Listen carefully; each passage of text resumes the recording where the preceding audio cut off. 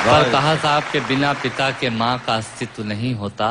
किसी ने शेर कहा कि पक्के फल पेड़ों से रिश्ता तोड़ जाते हैं और अपाहिज बाप हो जाए तो बेटे छोड़ जाते हैं।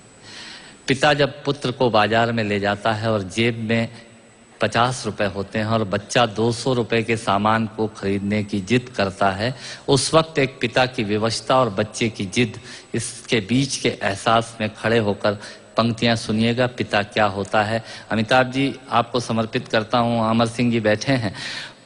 पिता जीवन है, संबल है, शक्ति है। पिता सृष्टि के निर्माण की अभिव्यक्ति है। पिता अंगुली पकड़े बच्चे का सहारा है। पिता कभी कुछ खट्टा कभी खारा है। पिता पालन है, पोषण है, परिवार का अनुशासन है। पिता धौंस से चलने वाला प्रेम का प्रशासन है। पिता रोटी है, कपड़ा है, मकान है। पिता छोटे से परिंदे का बड़ा आसमान है। पिता छोटे से परिंदे का बड़ा आसमान है। पिता अप्रदर्शित अनंत प्यार है। पिता है तो बच्चों को इंतजार है। पिता से ही बच्चों के ढेर सारे सपने हैं। पिता है तो बाजार के सब खिलौने अपने हैं। पिता है तो बाजार के सब खिलौने अपने हैं। पिता से परिवार में प्रतिपल राग है। पिता से ही माँ की बिंदी और सुहाग है। पिता परमात्मा की जगत के प्रति आसक्ति है।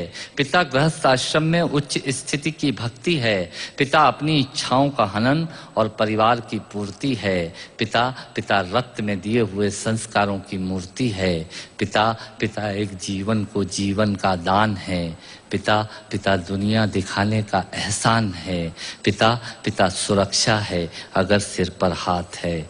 पिता नहीं तो बचपन अनाथ है।